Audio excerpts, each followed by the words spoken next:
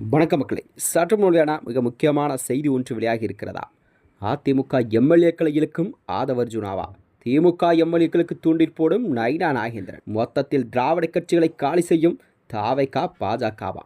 வாங்க வீடியோவை முன்மாக்கள். அதாவது தமிழக அரசியல் வரலாற்றிலே 2026 சட்டமன்ற தேர்தலுக்கு முடிவுக்கு பிறகுதான் தமிழர்கள் நிறைய மாற்றமெல்லாம் நிகழ்ந்து கொண்டிருக்கிறதா.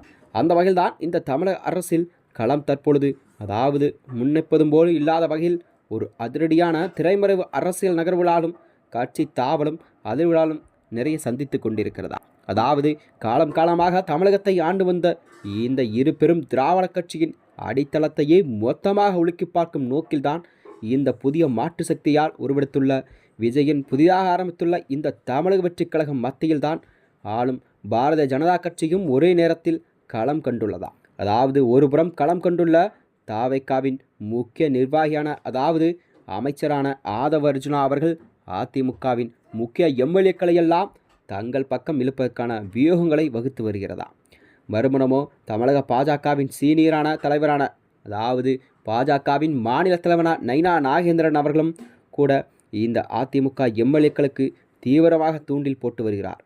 இந்த இருமுனை தாக்குதலால் தான் திராவிட பாரம்பரிய கட்சிகள் தங்களது கோட்டையை எப்படி காப்பாற்றிக் கொள்ளப் போகிறது என்ற விவாதமெல்லாம் மக்களிடம் வெகுவாக எழுந்திருக்கிறது.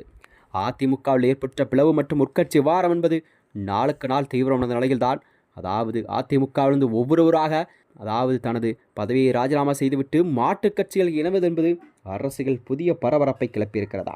இந்த வகையில்தான் அதாவது என்னவென்றால் திமுகவின் முக்கிய தூண்களாக பவர்ஃபுல் அமைச்சராகவும் வலம் வந்த சேகர் பாபு மற்றும் செந்தில் பாலாஜி ஆகிய இருவருமே தற்பொழுது நயினா நாகேந்திரன் இந்த அரசியல் தூண்டிலில் விழுந்து விட்டார்கள் என்பதுதான் அரசியல் வட்டாரத்தில் தற்பொழுதைய பேசப்படும் செய்தியாக பார்க்கப்படுகிறது.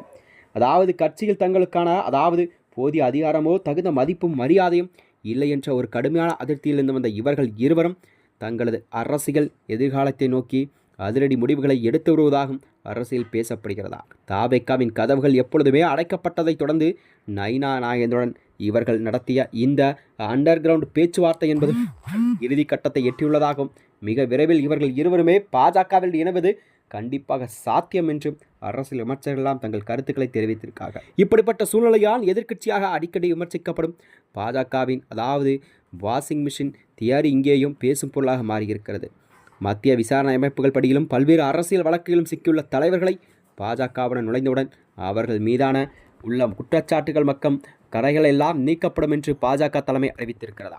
இந்த நிலையில்தான் ஒவ்வொருவராக அதாவது மாற்றுக் கட்சியில் இணைவது என்பது கண்டிப்பாக தமிழக அரசியல் வரலாற்றிலே ஒரு புதிய மாற்றத்தை ஏற்படுத்தியிருக்கிறதா. அந்த வகையில்தான் அதாவது அதிமுகவில் எம்எல்ஏக்கெல்லாம் தங்கள் பக்கம் இழுக்கும் வகையில் ஆதவ அர்ஜுனா அதற்கான வேலைகளை தொடங்கிவிட்டார் என்பதுதான் கூறப்படுகிறதா. மேலும் இது போன்ற வீடியோக்களை தெரிந்து கொள்ள நமது சேனலை மறக்காமல் சப்ஸ்கிரைப் செய்து கொள்ளும். நன்றி, வணக்கம்.